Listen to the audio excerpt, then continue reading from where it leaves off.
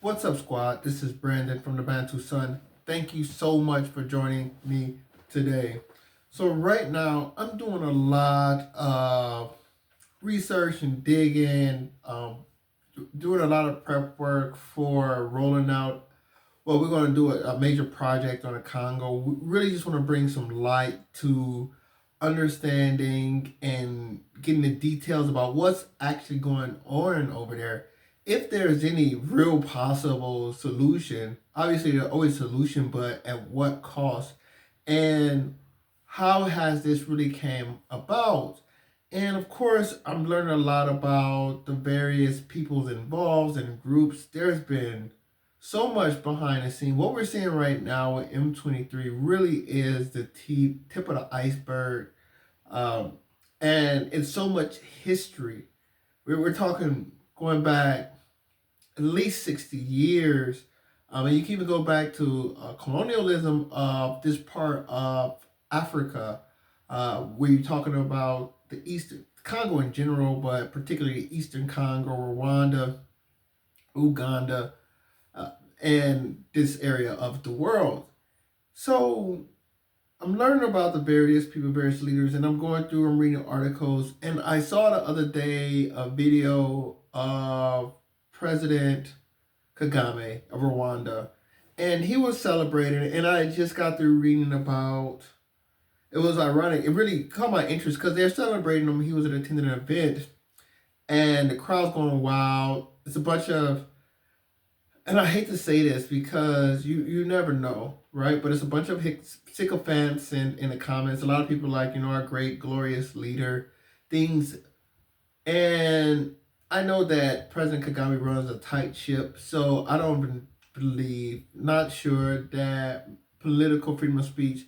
You saw what happened with Paul Rusesabagina, the gentleman behind the Hotel Rwanda video. He was a person that was meant to be of Hutu origins that helped and supported Tutsis when the genocide of the 90s happened. He was somewhat trying to hide, using a hotel and basically using shelter to hide some of the Tutsis to escape some of the persecution.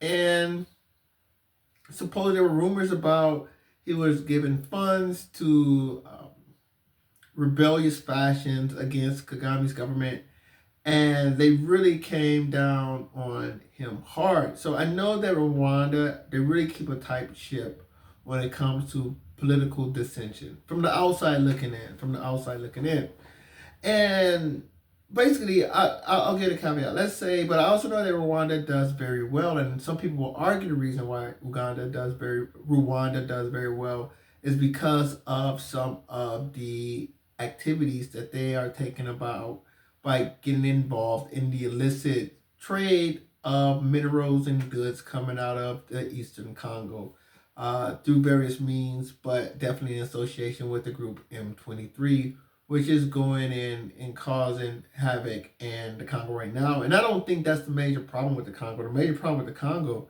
is the Congolese government can't control its country. That's the fundamental problem with the Congo right now.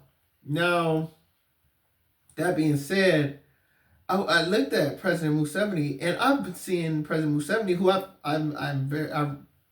I definitely have a great admiration and respect. You can tell he's a very intelligent, capable, and competent man, and he's probably one of the foremost leaders in Africa, at least by having a vision of his country and protecting his people.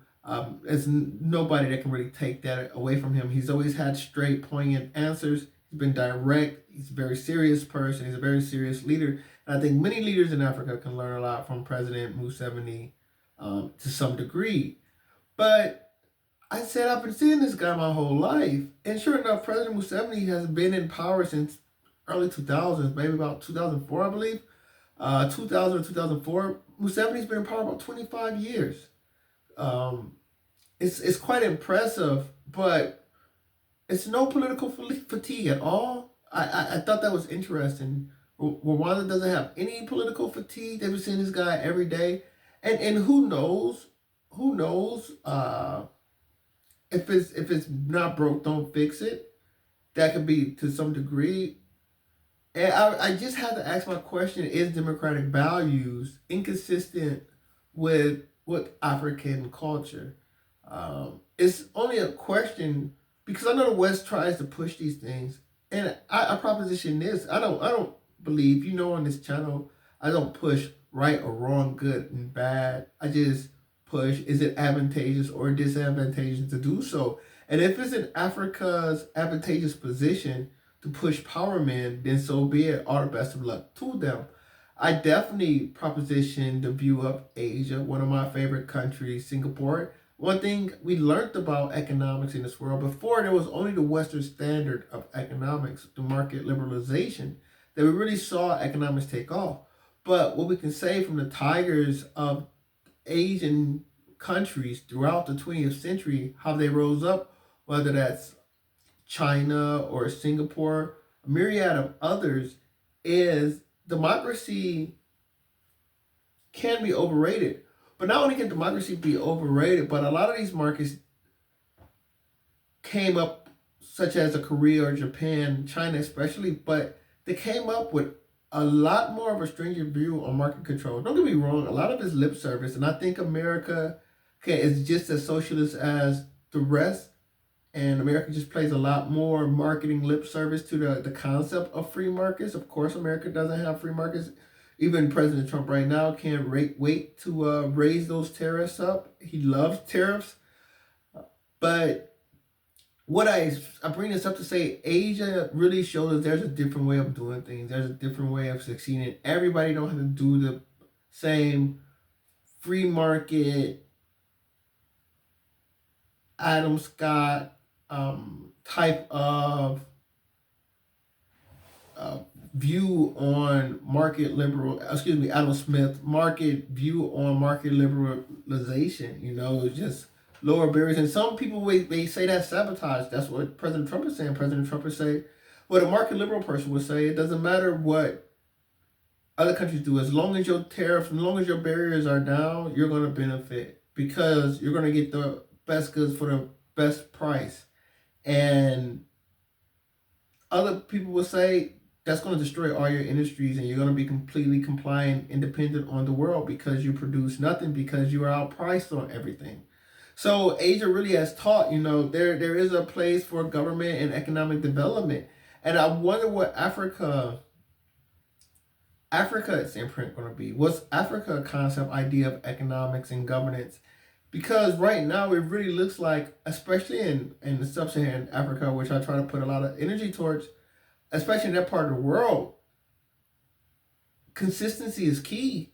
You see leaders, when you scratch the surface, you see a President Kagame. He doesn't scratch the surface as how long some of these leaders have been in charge.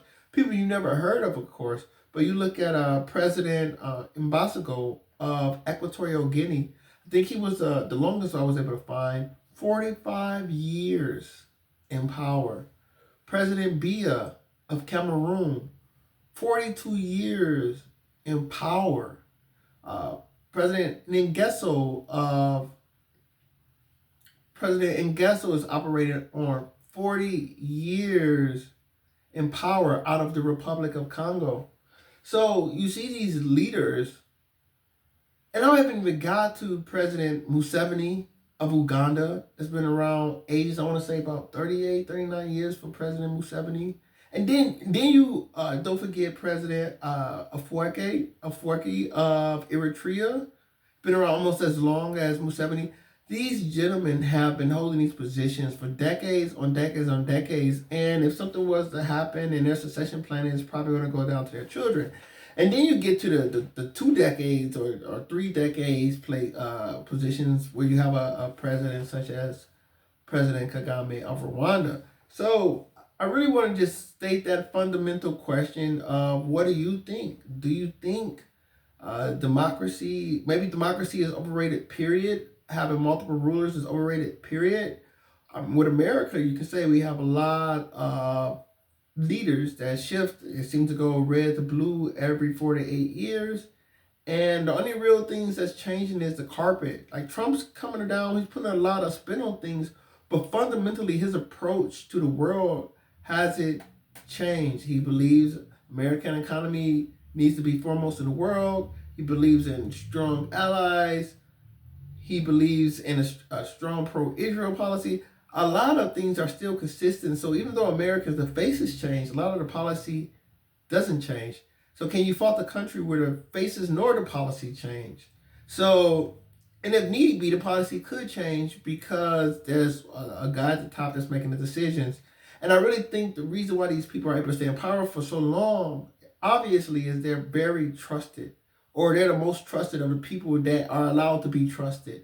So they obviously have some dear relation in their country to allow them to occupy this position for such a severe long time. But really be interested in your thought. What do you think about democracy on the African continent? Do you think it's an imperative? Do you think it will benefit the continent? Or it's completely it's irrelevant and it's all lip service, and the only thing that really matters is the economic development. How our citizens today bearing against themselves 10 years ago, and they already have better or worse position, and what's their trajectory. So I would love to hear your thoughts on that. Comment below. Of course, like, share, subscribe if you enjoy the content. Until next time, take care. Bantu up.